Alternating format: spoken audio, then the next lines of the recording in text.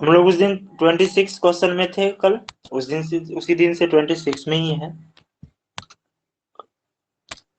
कल जो बताए थे 26 में वो सही था, हालांकि कंफ्यूजन मुझे ही हो रहा था, तो मुझे लगा कि पहले कंफ्यूजन दूर करके फिर आगे बढ़े, वो ज्यादा अच्छा होता है। सवाल क्या था? संविधान के किस अनुच्छेद के अनुसार संघ लोक सेवा आयोग की नियुक्ति राष्ट्रपति करेंगे? विकल्प है 310, 315, 321, 325, पांचवा इनमें से कोई नहीं या एक से अधिक। इसका देखिए जवाब से पहले हम लोग संघ लोक सेवा आयोग के बारे में कुछ चर्चा कर लेते हैं। ज्यादा विस्तार से तो नहीं करेंगे, लेकिन कुछ कुछ करेंगे छोटा छोटा, खासकर जो पीटी से रिलेटेड है। देखिए दो चीजें होती है, इस चीज को याद रखिएगा। पहला, नीतियों का निर्धारण, यानी नीतियां का कौन निर्धारण करता है। दूसरा,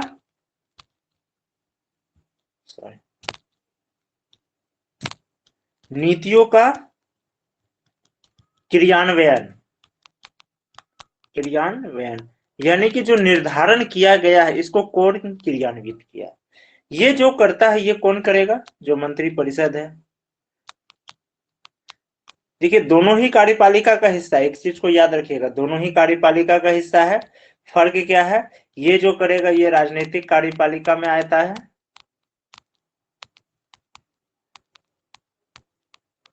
जिसको अस्थायी कार्यपालिका भी कहते हैं। ठीक, ये जो करेगा इसको अस्थायी कार्यपालिका कहते हैं, और प्रशासनिक कार्यपालिका कहते हैं। इसी को अस्थायी कार्यपालिका कहते हैं, सॉरी अस्थायी कार्यपालिका और प्रशासनिक कार्यपालिका, जिसका कि आप लोग तैयारी कर रहे हैं। इसी कार्यपालिका में इन करने का आप लोग तैयारी कर रहे हैं। अब ये क्या किया? मंत्री परिषद कहिए, सरकार कहिए, कार्यपालिका ये निर्धारण करेगा, ये क्रियान्वयन करेगा, इसी को हम लोग सरकार कहते हैं। सरकार का काम पहले भी पता है, राजपत्र निकालना है, राजपत्र निकाला बस हो गया, यानी इसका काम है क्या करना है, और इसका काम है क्या करना है प्लस कैसे करना है। इसके ऊपर क्या है? जिम्मेवारी ज्यादा है। उदाहरण के तौर पे अब एक भारत सरकार है, वो गजट निकाल के सो गया। क्या गजट निकाला कि अभी जो है लॉकडाउन के दौरान आधा दुकान खुला रहेगा, आधा दुकान बंद रहेगा, भीड़ को कंट्रोल करना है, ऐसा स्थिति करना है कि मार्केट में लोगों की संख्या 10% से ज्यादा ना रहे। अब वो सो गया, अब जो नीचे का अधिकारी है वो तय करे कैसे करना है, कौन सा दिन कौन सा दुकान खोलना है, किस एरिया को दुकान को ज्यादा खोलने का अनुमति देना है, किस किस दुकान को ज्यादा खोलने का अनुमति देना है, किसको नहीं देना है। ये देखते होंगे अलग अलग जिला का अपना अलग अलग है। बिहार सरकार एक गाइडलाइन निकालती है, फिर उस गाइडलाइन के अनुसार हर जिला का जो डीएम होते हैं वो अपने अनुसार फिर तय करते हैं। तो यही है क्या करना कैसे करना। तो हुआ ये कि अब जो राजनीतिक कार्यपालिका है, यानी कि जो सरकार है, सरकार निर्धारण किया, नीतियों का क्या किया? सरकार निर्धारण किया। अब इसको क्रियान्वयन करने के लिए अधिकारी चाहिए। इस अधिकारी की नियुक्ति के लिए कहा गया कि एक लोक सेवा आयोग का गठन होगा, लोक सेवा आयोग का गठन होगा। ठीक, ये गठन का चर्चा कहां किया गया है? लोक सेवा आयोग का गठन का चर्चा किया है 315 में। अभी सवाल में मत आइएगा, 315 में लोक सेवा आयोग का गठन का चर्चा किया। अब क्या है? लोक सेवा आयोग का गठन हो गया 315 में। कौन कौन सा लोक सेवा 315 के अनुसार? संघ लोक सेवा इसी में आएगा, राज्य लोक सेवा इसके अंतर्गत ही आएगा, समझ गए। और एक और है संयुक्त लोक सेवा, संयुक्त लोक सेवा आयोग। ठीक, अब क्या है? संघ लोक सेवा आयोग, इसका कौन करेगा गठन? राष्ट्रपति, ये तय है। राज्य लोक सेवा आयोग उस राज्य के राज्यपाल, संबंधित राज्य के राज्यपाल। संयुक्त लोक सेवा आयोग का गठन कौन करेगा, यानी 2 या 2 से अधिक राज्यों का आयोग, लोक सेवा आयोग का एक साथ मिला के काम करना।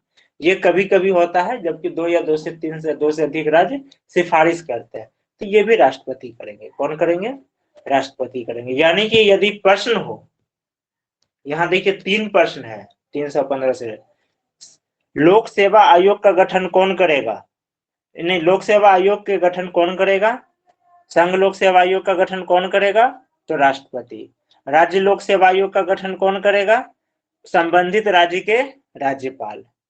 संयुक्त लोक सेवा आयोग का गठन कौन करेगा, राष्ट्रपति। ठीक, किस अनुच्छेद में संघ लोक सेवा आयोग के गठन का वर्णन है, सवाल हो किस अनुच्छेद में संघ लोक सेवा आयोग के गठन का वर्णन है, तो किस अनुच्छेद में है, 315।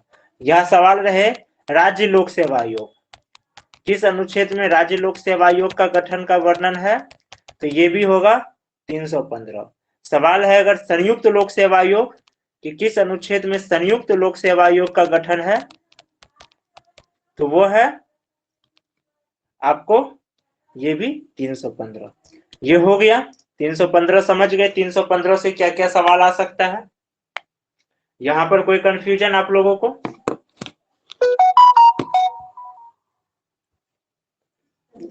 हेलो, आवाज जा रही है ना,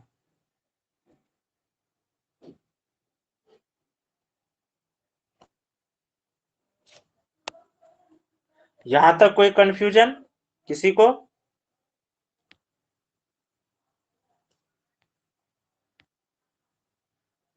चलिए अब हम लोग चलते हैं थोड़ा आगे। अब है कि लोक सेवा आयोग का तो गठन हो चुका है, अब इसके लिए फिर इसको चलाने के लिए अधिकारी भी तो चाहिए। लोक सेवा आयोग को गठन के लिए अधिकारी चाहिए, अन्य सदस्य चाहिए, अध्यक्ष चाहिए, सदस्य, अन्य सदस्य चाहिए। तो ये अध्यक्ष और सदस्य की नियुक्ति, इस अध्यक्ष और सदस्य की नियुक्ति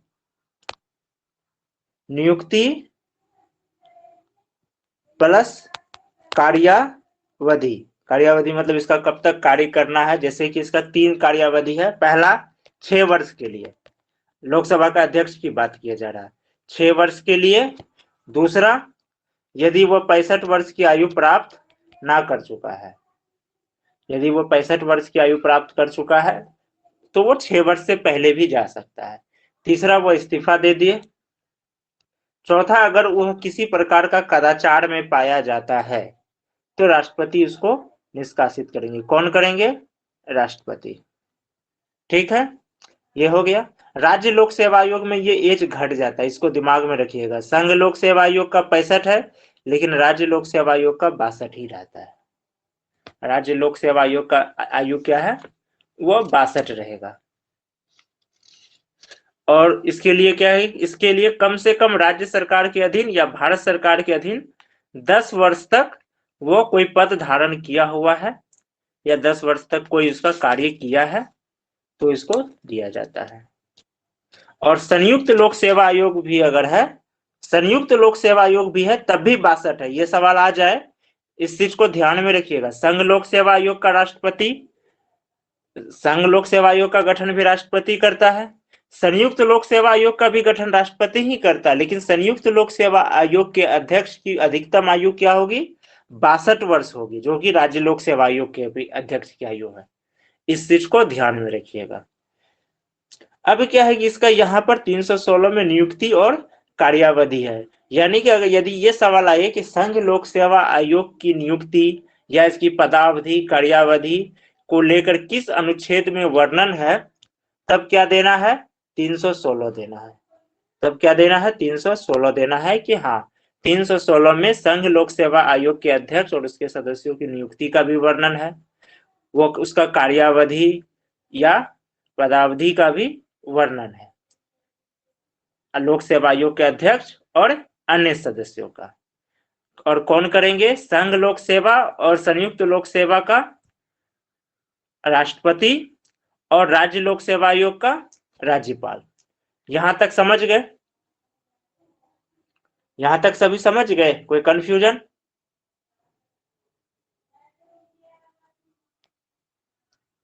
क्या कंफ्यूजन है?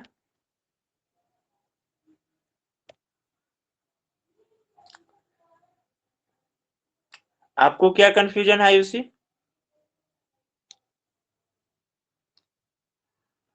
अच्छा, लास्ट में ये बोले थे संघ लोक सेवा आयोग और संयुक्त लोक सेवा आयोग के अध्यक्ष और उसके सदस्य की नियुक्ति राष्ट्रपति करेंगे और राज्य लोक सेवा आयोग के अध्यक्ष की नियुक्ति कौन करेंगे? तो राज्यपाल करेंगे। लेकिन यहाँ ध्यान रखिएगा, राज्यपाल नियुक्त करते हैं, हटाने का पावर फिर किसके पास है? राष्ट्रपति के पास है। ये भी सवाल आ जाता है, राज्य लोक सेवा आयोग के अध्यक्ष को कौन हटा सकता है उसके पद से? तो कौन हटा सकता है? तो राष्ट्रपति हटा सकता है। यहाँ पर ये ध्यान रखिएगा। अब है क्या, 315 में गठन की बात है, 316 में नियुक्ति और उसके कार्यावधि की बात है। इससे पहले अब हम लोग थोड़ा सा आगे पीछे चलते हैं। 310 310 में क्या किया गया है? 310 में कहा गया है कि संघ लोक सेवा आयोग के अध्यक्ष या संयुक्त लोक सेवा आयोग के अध्यक्ष, संघ लोक सेवा आयोग के अध्यक्ष या संयुक्त लोक सेवा आयोग के अध्यक्ष या फिर अखिल भारतीय का या फिर कोई भी संघ की सिविल सेवा का या अखिल भारतीय सेवा का यदि वो सदस्य है या रक्षा सेवा का है, तो वो क्या करेगा? राष्ट्रपति के प्रसाद पर्यंत कार्य करेगा। किसके? राष्ट्रपति के प्रसाद पर्यंत। 310 के बारे में इतना ही समझ लीजिए शॉर्ट में।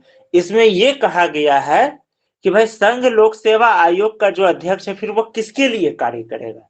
नियुक्ति तो राष्ट्रपति कर दिया, 6 वर्ष के लिए कर दिया या 65 वर्ष की आयु तक के लिए कर दिया, लेकिन ये किसके लिए करेगा? काम वो किसके लिए करेगा? तो राष्ट्रपति के लिए करेगा। उसी प्रकार राज्य लोक सेवा आयोग का सब, इसमें किसी का अनुच्छेद सब एक ही जगह है, अनुच्छेद में मिस्टेक मत कीजिएगा कि 315 संघ है तो 316 राज्य होगा, एक ही अनुच्छेद में सबका वर्णन है। अब है कि राज्य लोक सेवा आयोग का अध्यक्ष फिर किसके लिए कार्य करेगा? तो वो राज्यपाल के लिए करेगा। ये भी 310 में ही है। तो 310 में शॉर्टकट में इतना ही समझिए, शॉर्टकट में कि ये कह रहा है कि संघ लोक सेवा आयोग का अध्यक्ष या संयुक्त लोक सेवा आयोग का अध्यक्ष किसके लिए कार्य करेगा? राष्ट्रपति के लिए करेगा। और राज्य लोक सेवा आयोग का अध्यक्ष किसके लिए कार्य करेगा? राज्यपाल के लिए करेगा। और ये कैसा पद धारण करेगा? तो प्रसाद पर्यंत पद धारण करता है। वो कैसा पद धारण करता है? प्रसाद पर्यंत, जैसे बिल्कुल प्रधानमंत्री के लिए किया गया है। ठीक, जैसे कल के डेट में आप लोग बीपीएससी निकाल लिए, तो बीपीएससी निकालने के बाद जब आप लोग सिविल सेवा में जाएंगे तो क्या हुआ? राज्यपाल के प्रसाद पर्यंत पद धारण करेंगे, राज्यपाल के प्रसाद पर्यंत पद धारण किए। अब यहाँ मन में एक सवाल आ रहा है कि हमको राज्यपाल जब चाहे हटा सकता है क्योंकि हम तो प्रसाद पर्यंत पद पे है। तो ये बात संविधान बनाने वाले को भी दिमाग में आया, ये बात संविधान बनाने वाले को भी दिमाग में आया। तब वो क्या किए? एक और अनुच्छेद डाले, 311। 311 में क्या कर दिए? कह दिए है कि नहीं, आप प्रसाद पर्यंत पद दे रहे हैं, लेकिन इसका मतलब ये नहीं कि जब चाहे उसको हटा दिए। और सिर्फ किसी के भी साथ, कोई भी सिविल सेवा से जुड़ा हुआ है, चाहे वो अखिल भारतीय का हो, चाहे वो राज्य का हो, कोई भी सिविल सेवक है तो उसके लिए ये क्या है? 311 जो है वो उसका एक सुरक्षा कवच है कि आप, उसका सुरक्षा कवच है कि भले ही ये प्रसाद पर्यंत पद धारण किया है, लेकिन आप इसको ऐसे हटा नहीं सकते हैं। इसको हटाने के लिए कुछ शर्तें रखी गई, जैसे उसमें कोई कदाचार का काम किया है, किसी प्रकार का वो कानून को तोड़ा है, कोई ऐसा कार्य किया है जो भारतीय संविधान के क्या है? असंगत है, जो भारतीय संविधान से असंगत है, तब जाकर आप इसको हटा सकते हैं।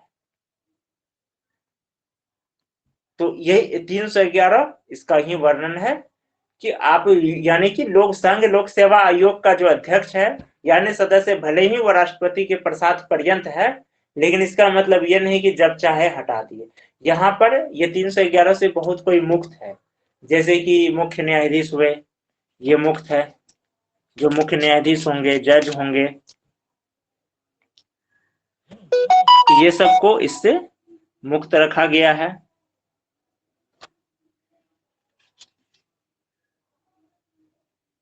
अब महान्यायवादी हुए, भारत के महान्यायवादी हुए, ये सब क्या होंगे, इससे मुक्त रहेंगे, वो सिविल सेवक में नहीं आते हैं। सिर्फ यहाँ पे सिविल सेवक से की बात किया जा रहा है।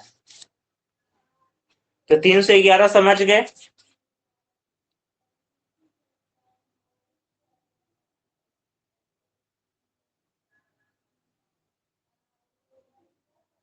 तीन सौ ग्यारह समझे, 310 और 311 समझ गए। तो इसमें ये खेला है, ये बहुत ही कंफ्यूजन वाला रहता है ये, एक्चुअली ये चारों अनुच्छेद। तो ये इससे अब रिलेटेड सवाल क्या क्या आएगा समझ लीजिए। क्वेश्चन आए, प्रश्न आए, लोक सेवा आयोग का गठन की बात करें, कहाँ गठन की बात किया गया है, 315। राज्य लोक सेवा आयोग का गठन 315। संयुक्त लोक सेवा आयोग का गठन 315।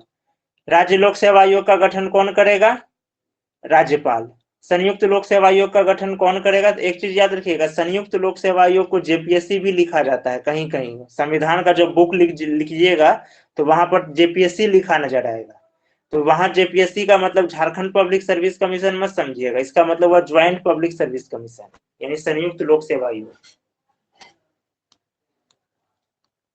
तो संयुक्त लोक सेवा आयोग का गठन राष्ट्रपति, संघ लोक सेवा आयोग का गठन राष्ट्रपति। 316 क्या है, 316 से क्या क्या सवाल आएंगे, कहां पर जो है संघ लोक सेवा आयोग के सदस्य और अध्यक्षों की नियुक्ति और पदावधि की बात है, 316। राज्य का भी वही 316, संयुक्त का भी 316। फर्क क्या है, राज्य का राज्यपाल करेंगे, संयुक्त का राष्ट्रपति करेंगे, लेकिन अध्यक्ष की आयु फिर राज्य वाले से मिल जाता है 62 वर्ष। संयुक्त लोक सेवा आयोग की अध्यक्ष की भी आयु 62 वर्ष और राज्य लोक सेवा आयोग के अध्यक्ष की भी आयु 62 वर्ष। समाप्त होगी। अब सवाल आ गए, किस अनुच्छेद में यह वर्णन है कि संघ लोक सेवा आयोग का अध्यक्ष की नियुक्ति राष्ट्रपति प्रसाद पर्यंत के रूप में करते। देखिए डायरेक्ट अगर पूछेगा नियुक्ति राष्ट्रपति करेंगे तब 316 जाना है, और यदि प्रसाद पर्यंत लगा दिया है तब हम लोग को कहां जाना है, 310 जाना है। ठीक, यहां पर क्या जाना है, 310 जाना है तब। और अगर है कि नहीं सुरक्षा की बात कर रही है कि कहाँ उसको सुरक्षा, प्रसाद पर्यंत पद है लेकिन उसको सुरक्षा दिया जा रहा है, तो उसको ऐसे ही नहीं हटाया जा सकता, जब मन हुआ नहीं हटाया जा सकता है बिना, एक बार यदि वो पद धारण कर लिया है तब वो क्या होगा, 311, तब 311 की बात होगी। ये चार चीज क्लियर हो गया। अब हम लोग अपने सवाल पे आ जाते हैं, ऐसे इसमें और भी बहुत सारे अनुच्छेद है, उसको समझाने जाएंगे तो 2 क्लास लगेंगे। अब हम लोग अपने सवाल में आते हैं। देखिए एक्चुअली इसमें कंफ्यूजन क्यों हो गया, सवाल यहाँ थोड़ा सा कुछ मिसिंग हुआ है। सवाल है संविधान के किस अनुच्छेद के अनुसार संघ लोक सेवा आयोग की नियुक्ति राष्ट्रपति करेंगे, तो इसका जवाब तो क्लियर है 316 होंगे। तो यहाँ पर चूंकि कोई 316 कहीं है नहीं तो इसका जवाब हो जाएगा इनमें से कोई नहीं। लेकिन है ये कि जो भी लोग वेबसाइट में टेस्ट सीरीज बना रहे होंगे, यहाँ ये क्या किए हैं, प्रश्न टाइप करने वाले मिस किए, यहाँ प्रसाद पर्यंत पद को छोड़ दिए हैं।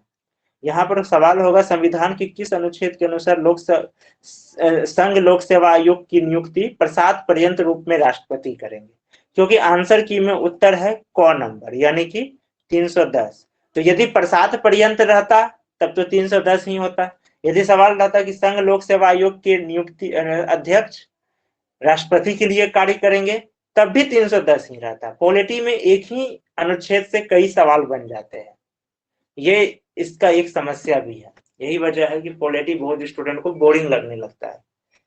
तो दोनों ही स्थिति में 310 है, लेकिन यहाँ पर चूंकि सीधा है संघ लोक सेवा आयोग की नियुक्ति राष्ट्रपति करेंगे तो इसका उत्तर होगा 316 में है ऐसा, नियुक्ति राष्ट्रपति करेंगे।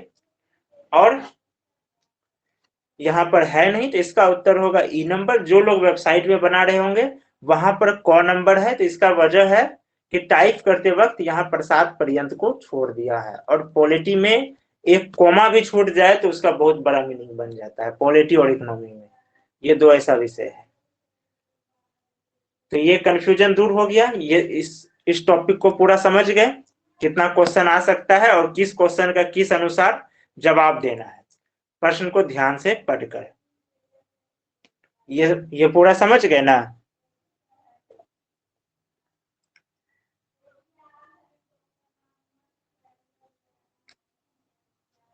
कोई क्वेश्चन यहाँ पर किसी का? चलिए ठीक है, अब हम लोग आगे बढ़ते हैं। कोई क्वेश्चन नहीं, सब समझ गए तो।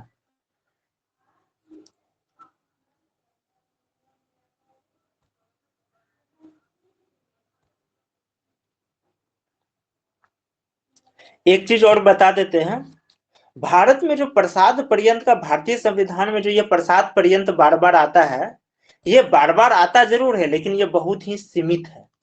अब जैसे उदाहरण के लिए भी जैसे समझाए, अभी ही देख लीजिए, सबका पद प्रसाद पर्यंत है, सबका पद, लेकिन 311 आकर के क्या किया, इसको सीमित कर दिया। अब जैसे संघ लोक सेवा आयोग है, इसका अध्यक्ष क्या है, प्रसाद पर्यंत है, लेकिन उसको क्या किया, 311 लिमिट कर दिया। इसके पीछे भी बहुत बड़ा कारण है, इसमें संविधान बनाने वाले बहुत दूर तक सोचे। देखिए इस चीज को समझिए, ये बात तो सर्वविदित है कि भारत में जो राष्ट्रपति का पद है, ये भले ही संवैधानिक प्रमुख है, ये संवैधानिक प्रमुख है, इसमें कोई शक नहीं है, लेकिन ये क्या है, रबर स्टंप का पोस्ट है। ये रबर स्टंप का पोस्ट है। क्यों? क्योंकि ये कार्यपालिका के अधीन रहती है, कार्यपालिका के ही अनुसार कार्य करती है। अब क्या है,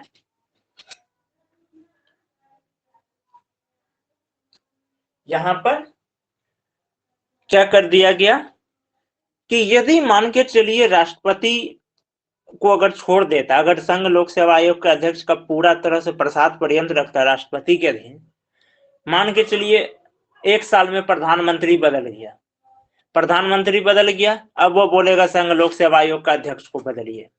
फिर दूसरा साल प्रधानमंत्री बदल गया, क्योंकि हमारे यहाँ प्रधानमंत्री भले ही 5 वर्ष के लिए नियुक्त किया जाता है, लेकिन वो क्या है, तब तक है जब तक कि वो उसको बहुमत का प्राप्त है, लोकसभा में उसको बहुमत प्राप्त है।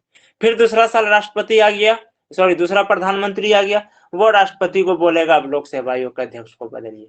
यही वजह से 311 के द्वारा क्या किया, इसको डिफेंड कर दिया। और इसलिए कहते हैं कि हमारे यहाँ क्या है, संविधान ही सर्वोपरि है। इस चीज को, इस पॉइंट को नोट कर लीजिए, कभी आ जाए एग्जाम में कि संविधान सर्वोच्च है, इसकी व्याख्या करे तो इस पॉइंट को नोट कर लीजिए, ये सब तथ्य को। इसलिए कहा जाता, भले ही प्रसाद पर्यंत दे रहा है राष्ट्रपति सबको, लेकिन वो उसके भी मनमानी पे नहीं है कि जब चाहे ले लिए, कहीं ना कहीं कंडीशनली उसको रोका हुआ है। और क्यों रोका है, क्योंकि राष्ट्रपति भी कार्यपालिका के अधीन है और कार्यपालिका बदलते रह सकती है, और अस्थायी कार्यपालिका है, राजनीतिक कार्यपालिका। पता चला इस साल ये सरकार है, अगला साल दूसरा प्रधानमंत्री बना, वो फिर उसको चेंज कर रहा है। इससे क्या होता, लोक सेवा आयोग का निष्पक्ष नहीं रह पाती। उसके बाद कोई भी अध्यक्ष क्या होता, वह निष्पक्ष कार्य नहीं कर पाते, वो वही काम, वो उसी हिसाब से भर्तियां करते जिस हिसाब से राजनीतिक पार्टी जिसकी सरकार है वो कहते। नतीजा, जो ब्यूरोक्रेसी है, जो सरकारी तंत्र है, वह पूरी तरह से दूषित हो जाती। यही वजह है कि भारत का जो लोक सेवा आयोग की संरचना है, इसको भारत ही नहीं पूरे विश्व में इसको तारीफ किया जाता है। सरदार वल्लभ भाई पटेल की ये सोच का परिणाम है, और इसका पूरे विश्व में इसकी तारीफ की जाती है सिर्फ इसी कारण से। चलिए अब हम लोग 27 नंबर पे चलते हैं। किसने उच्च न्यायालय के न्यायाधीशों, इनमें से किसने उच्च न्यायालय के न्यायाधीशों की संख्या, उच्च न्यायालय के न्यायाधीशों की संख्या में वृद्धि करने की शक्ति प्राप्त है? यहाँ पर किसे होगा, किसने कर दिया गया है, किसे, इनमें से किसे उच्च न्यायालय के न्यायाधीशों की संख्या में वृद्धि करने की शक्ति प्राप्त है? पहला विकल्प है राष्ट्रपति, दूसरा विकल्प है उच्चतम न्यायालय का मुख्य न्यायाधीश, तीसरा संसद, चौथा प्रधानमंत्री, पांचवा इनमें से कोई नहीं या एक से अधिक। इसका जवाब आप लोग दीजिए।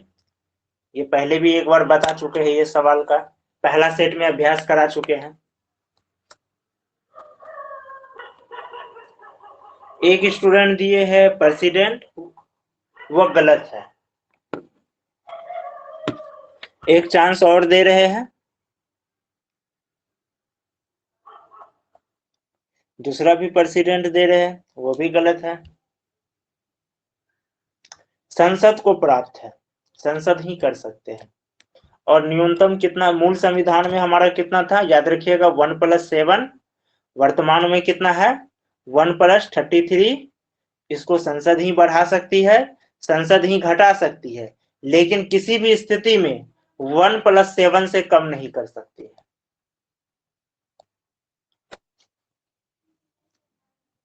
ठीक, समझ गए यहां। अब 28 नंबर चलते हैं। संविधान के किस अनुच्छेद के अनुसार संसद को उच्चतम न्यायालय की स्थापना, गठन, अधिकारिता और शक्तियों का विनियमन करने के लिए विधि बनाने की शक्ति है? कौन कौन सी बात कर रही है? उच्चतम न्यायालय की स्थापना भी, गठन, अधिकारिता और शक्तियों का विनियमन, यानी शक्तियों को किस प्रकार से उसको प्रयोग में लाना है। उसके एक कह सकते हैं शक्तियों को लिमिट करना, उसको गाइडलाइन देना कि आपको अपनी शक्तियों का उपयोग किस प्रकार करना है। तो ये क्या है, किस करने की विनियमन करने की विधि बनाने की शक्ति है, किस अनुच्छेद के अनुसार? विकल्प है अनुच्छेद 124, अनुच्छेद 125, अनुच्छेद 123, अनुच्छेद 126, इनमें से कोई नहीं या एक से अधिक। आप लोग भी इसका जवाब दीजिए, क्या होगा 28 नंबर का?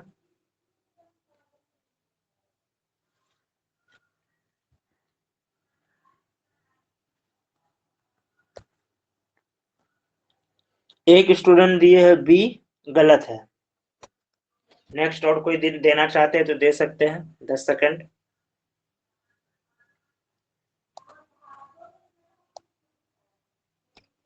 ए दिए है एक स्टूडेंट, सही जवाब है ए, सही जवाब है क यानी के। अब हम लोग अगला सवाल में चलते हैं। किस अनुच्छेद के अंतर्गत न्यायिक पुनर्वीक्षण का कार्य सर्वोच्च न्यायालय का कार्य है? न्यायिक पुनर्वीक्षण यानी जुडिशियल रिव्यू, जुडिशियल रिव्यू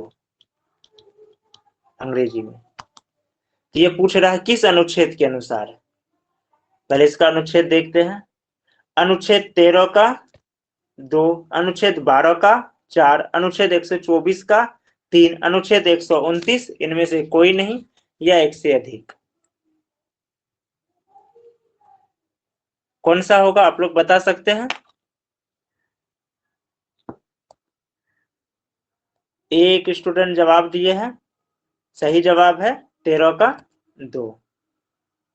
ठीक, अब आते हैं, ऐसे अगर यहाँ 32 रहता तो वो भी हो जाता, वहां भी रीट निकालने का अधिकार है, पांचवा उसके आधार पर भी है। तो चूंकि यहाँ सिर्फ 13 है, इसी वजह से है। जुडिशियल रिव्यू का कई जगह उसका वर्णन है, तो इस चीज को ध्यान में रखिएगा। एग्जाम में जब इस प्रकार से आ जाए 13 भी रहे 32 भी रहे, तो आपको क्या करना है, तब यहाँ पर आपको इस चीज को ध्यान में रखना है, एक से अधिक वाला विकल्प।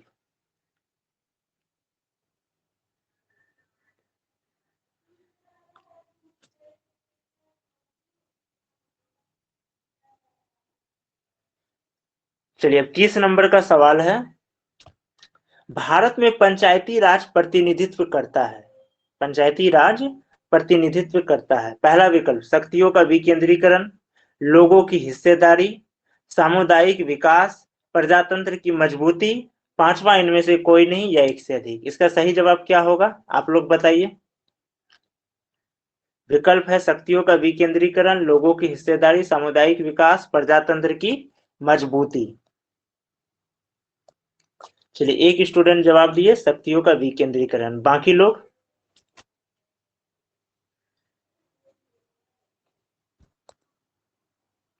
एक स्टूडेंट दिए सामुदायिक विकास, और बाकी?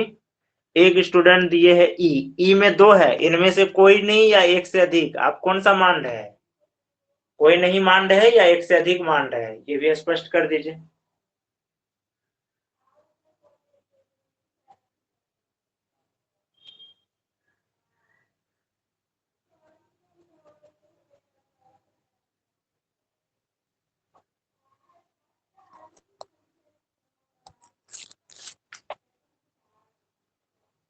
ई सही जवाब है, ऐसे आप बताए नहीं दोनों में से कौन बोल रहे हैं। और इसका होगा ई में अंग, यानी कि सभी।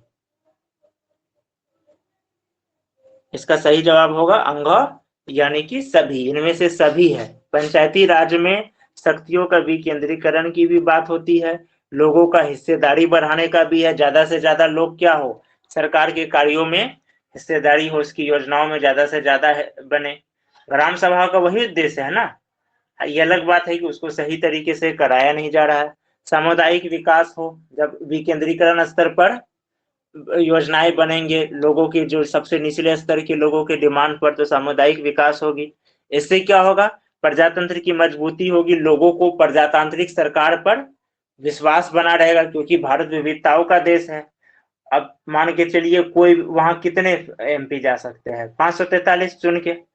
और यहाँ विविधताओं के आधार पर ढूंढिएगा तो बहुत सारे मिल जाएंगे, सिर्फ भाषा ही कितना मिल जाएगा, तब सबसे तो नहीं भेजा जा सकता। तो एक विश्वास भी बनेगा। विविधताओं के इस देश में विश्वास के लिए भी, प्रजातंत्र की मजबूती के लिए भी पंचायती राज व्यवस्था क्या है, बेटर है। तो इसलिए इसका जवाब होगा अंग नंबर 1 से अधिक। अब चलते हैं 31। भारत के विभिन्न राजनीतिक दलों को राष्ट्रीय या क्षेत्रीय दल का दर्जा देने का अधिकार चुनाव आयोग को प्राप्त है। ठीक, ये बात सही है। इनमें से किस अनुच्छेद में चुनाव आयोग से गठन से संबंधित प्रावधान है? इनमें से किस अनुच्छेद में चुनाव आयोग से गठन से संबंधित प्रावधान है? 324, 326, 325, 321, इनमें से कोई नहीं या एक से अधिक? आप लोग पहले इसका जवाब दे दीजिए।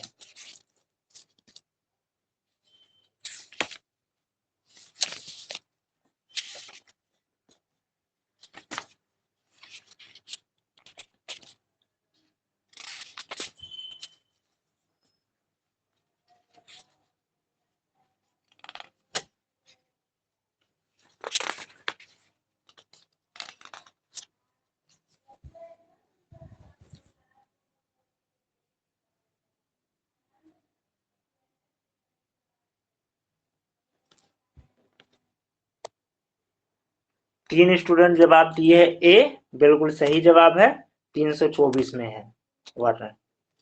ठीक है, अब हम लोग अगला सवाल चलते हैं। भारतीय संविधान के अनुच्छेद 245 से 255 तक में, 245 से 255 तक में संघ तथा राज्य के बीच विधायी शक्तियों के वितरण का वर्णन है। कहां से कहां तक बोल रहा है? 245 से 255। क्या कह रहा है? संघ तथा राज्य के बीच विधायी शक्तियों का वितरण का वर्णन है। ठीक, इनमें से किस अनुच्छेद के अनुसार संसद द्वारा बनाए गए कानून, किसके द्वारा? संसद द्वारा बनाए गए कानूनों के बारे में राज्य क्षेत्रातीत परिवर्तन के आधार पर आपत्ति नहीं की जा सकती है। राज्य क्या कर सकते हैं? आपत्ति नहीं कर सकते हैं।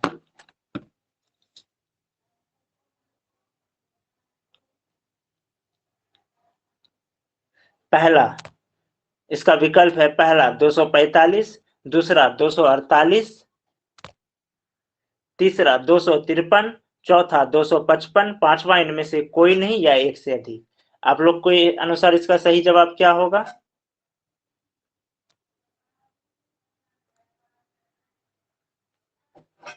बताएंगे? 245, 248, 253, 255, इनमें से कोई नहीं या एक से अधिक। एक बोले हैं बी, यानी कि 248। बाकी और भी कोई देना चाहेंगे?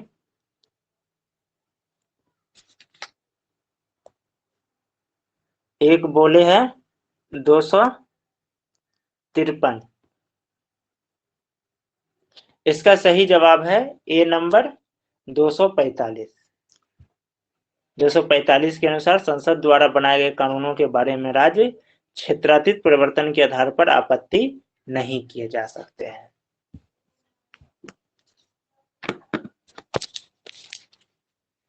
ठीक है,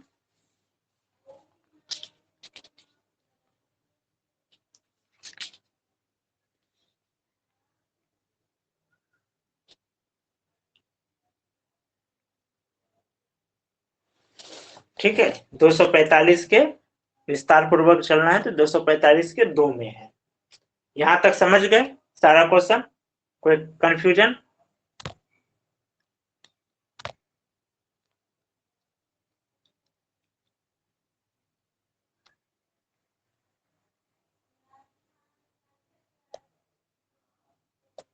चलिए अब 33 नंबर चलते हैं।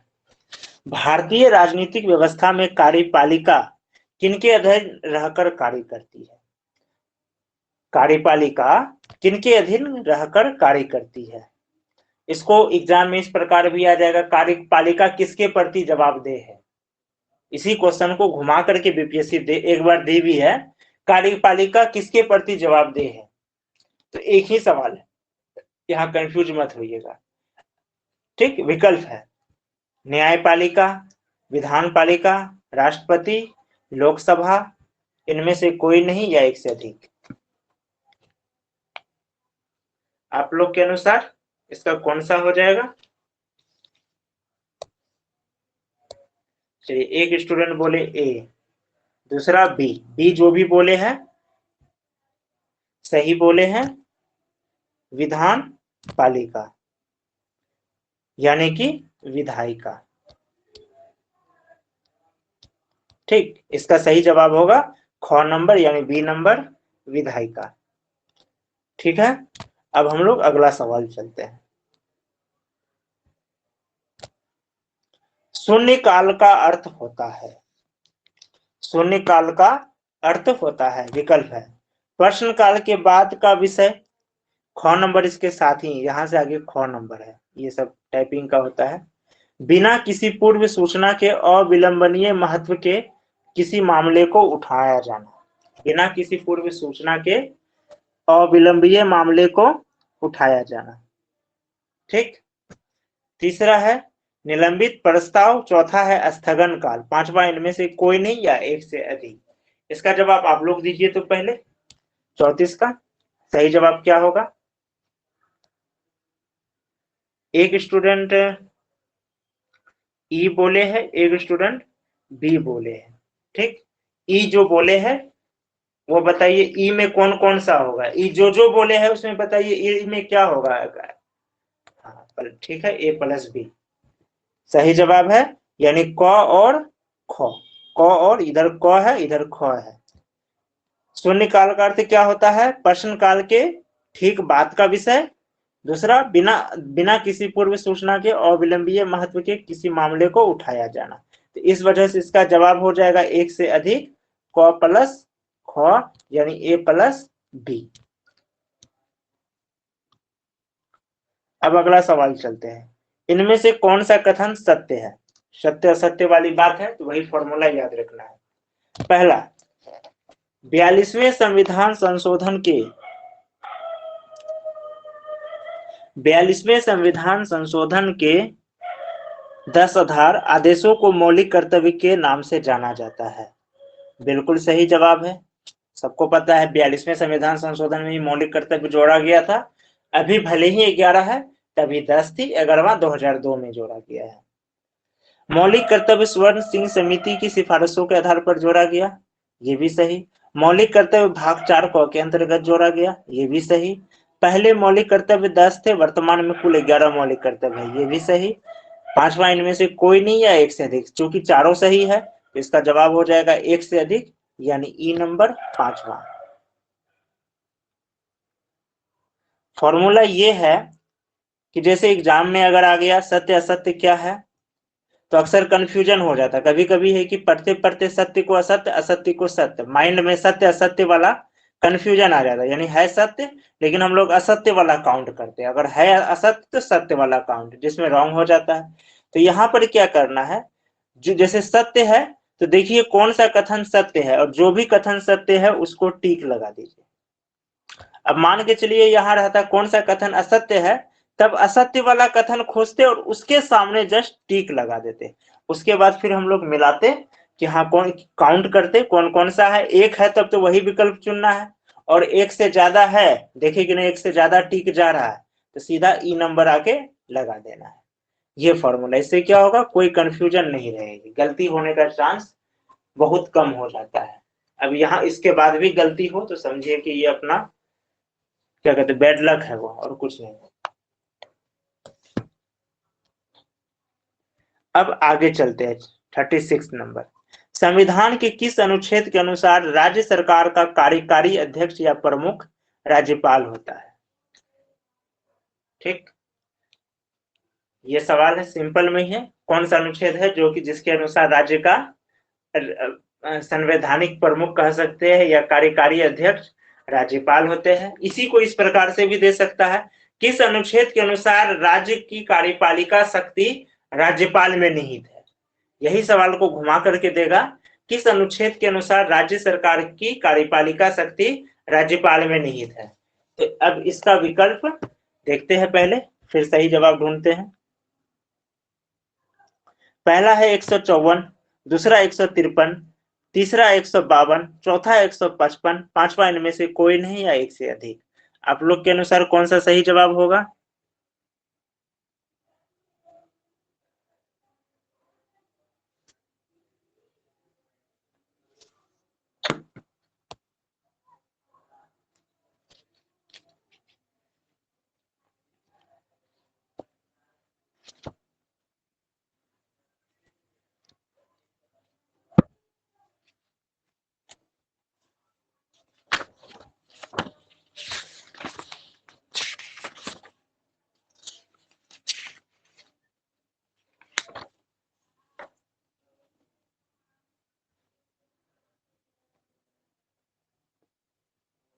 इसका सही जवाब होगा ए नंबर 154। 154 में ही दिया गया है, राज्य की कार्यपालिका शक्ति राज्यपाल में निहित होगी और वह इसका प्रयोग इस संविधान के अनुसार स्वयं या अपने अधीनस्थ अधिकारियों के द्वारा करेगा।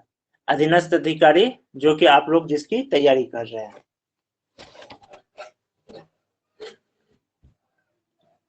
ठीक है, 154 यानी कि ए इसका सही जवाब है। 154 में इसका वर्णन है कि राज्य की कार्यपालिका शक्ति राज्यपाल में होगी। 153 में क्या है? 153 में है कि प्रत्येक राज्य का एक राज्यपाल होगा।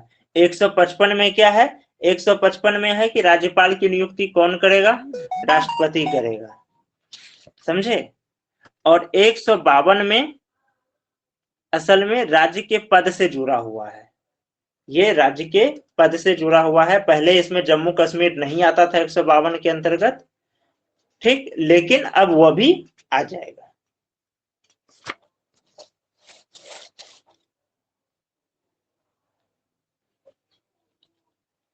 ठीक है, ये आगे ये सवाल, जैसे ये सवाल आ सकता है कि 2019 से पूर्व भारत का कौन सा राज्य अनुच्छेद 152 के अंतर्गत नहीं आता था?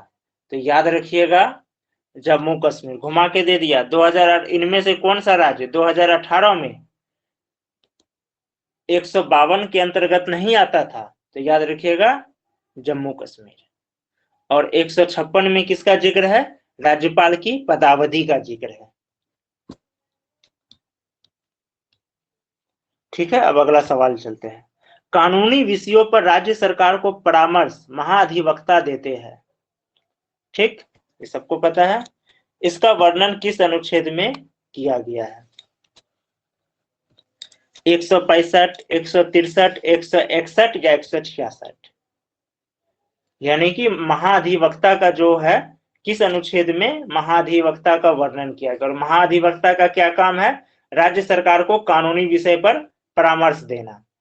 एक जीएस यहां भी छुपा हुआ सवाल आ सकता है, राज्य सरकार को कानूनी विषय पर परामर्श कौन देता है? तो महाधिवक्ता देता है। ठीक, अब यहाँ पे सवाल है इसका वर्णन किस अनुच्छेद में किया गया है? किस अनुच्छेद में इसका वर्णन किया गया है? ठीक, इसका जवाब ऑप्शन है 165, 163, 161, 166, इनमें से कोई नहीं या एक से अधिक। आपके विचार से कौन सा होगा? आप लोग के विचार से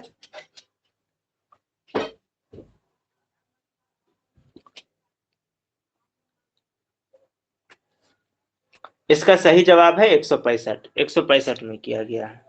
ठीक, अब अगला सवाल चलते हैं हम लोग। इनमें से कौन सा कथन असत्य है? कौन सा कथन असत्य है? पहला है कथन, भारत में पंचायती राज प्रणाली नीति निर्देशक सिद्धांत के अंतर्गत व्यवस्था की गई है। बिल्कुल सही, अनुच्छेद 40। नीति निर्देशक सिद्धांत में अनुच्छेद 40 में पंचायती राज के गठन को लेकर प्रावधान है, ये भी सही है, अभी तुरंत बताए। पंचायती राज के 3 स्तरीय प्रणाली अपनाया गया है, ये भी सही है, लेकिन एक आबादी रखा गया है, 10 लाख या 15 लाख आबादी है, उससे ज्यादा उतना राज्य की होनी चाहिए, उससे कम है तो फिर 2 स्तर भी हो सकते हैं। चौथा है, पंचायती राज के 3 स्तरीय प्रणाली है, ग्राम पंचायत, पंचायत समिति, जिला परिषद, ये भी कथन सही है। यानी कि चारों के चारों कथन सही है, तो असत्य कौन है? तो असत्य हो गया कोई नहीं, क्योंकि एक भी, ये वाला निशान एक भी नहीं मिला।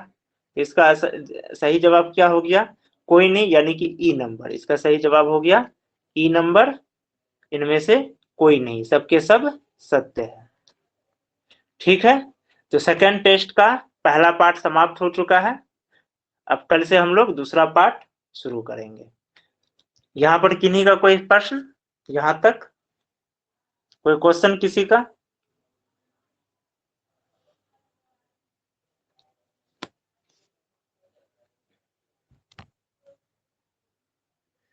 ओके, ठीक है, अब कल के क्लास में आगे का करते हैं।